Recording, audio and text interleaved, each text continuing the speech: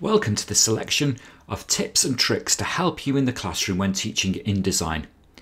Whenever you come to a new piece of software, it's always quite difficult to know how to tackle the task of teaching this in the classroom.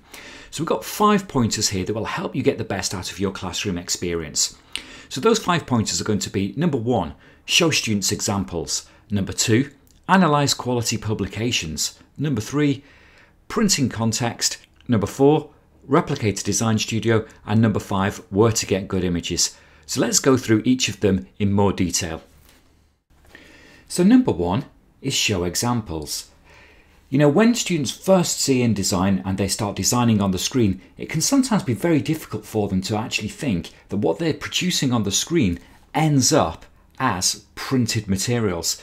So make that connection with them right from the start. Get some magazines, open them up and have a look at them. It's amazing what you'll pick up from just looking inside a magazine and seeing something like a column layout. If you've got 3 columns here, and then when you show them on the screen that you've got 3 columns, things will really start to make sense. So that's tip number 1, show examples. The second tip is analysing quality examples. So having a look at magazines, but looking at what actually makes them work. And so in this example here, what we've got is just 1 or 2 things that we've picked out that help to make the magazine layout work. Look at the headline and look at what makes the words used in the headline, the colour used and the way it's used with the photograph work well. Again, look at the space given to things like the introduction. Other things to look at would be things like the article columns. The article itself is dropped into columns. It's not just laid out as one wide column on a page. And most magazines have 2, 3, 4, even 5 columns.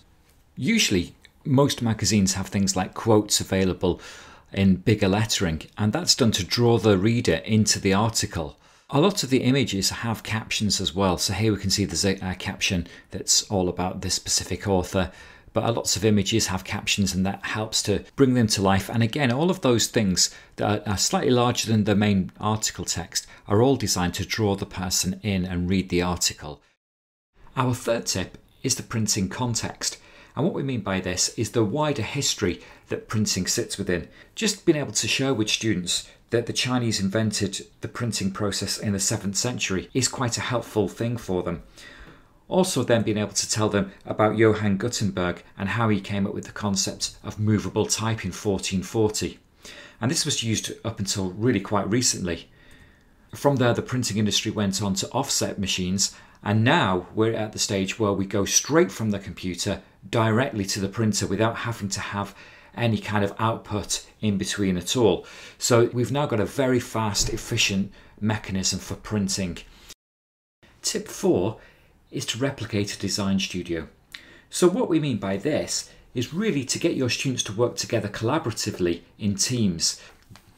There are many different roles that go to make up a design studio, such as a picture editor, someone who would actually find pictures, the designer, the person that lays out the articles, the art director that would direct the vision and the direction in which the magazine would be designed, the writer who would write articles, and there may be several of those, a sub-editor who would check them, and an editor who would have overall editorial control of what went into a publication and what doesn't.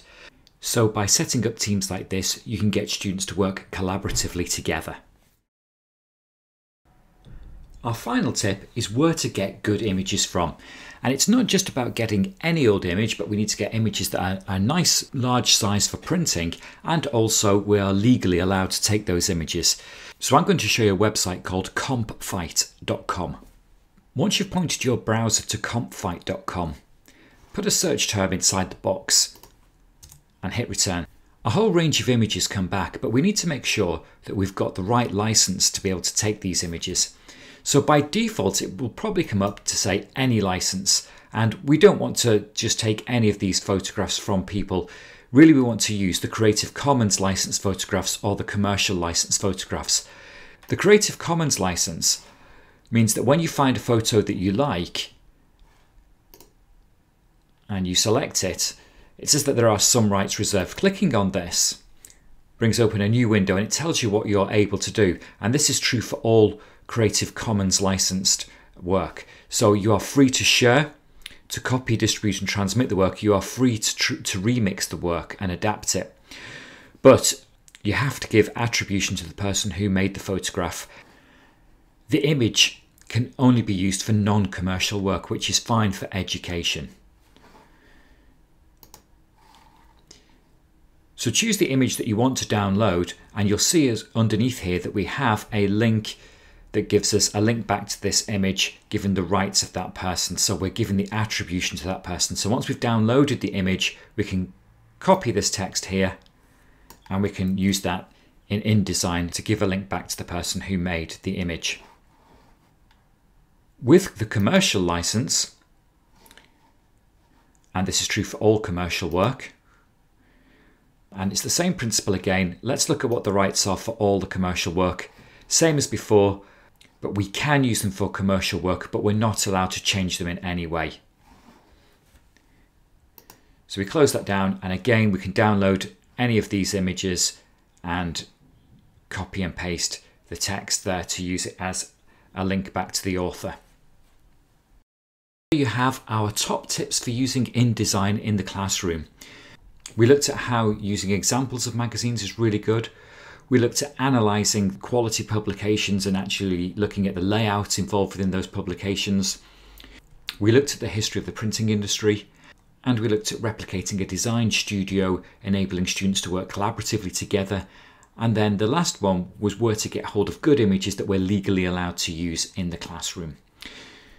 So with those tips in mind, you should be able to get straight into teaching and be able to produce some really good results with InDesign.